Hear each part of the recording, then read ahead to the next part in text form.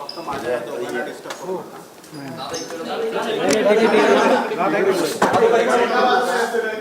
एकदा हा घेऊन दे तिकडनं.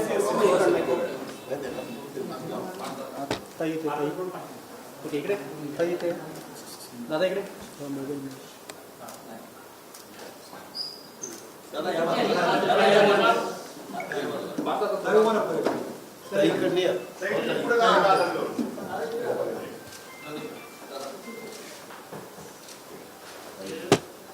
आपण तिघच इकडे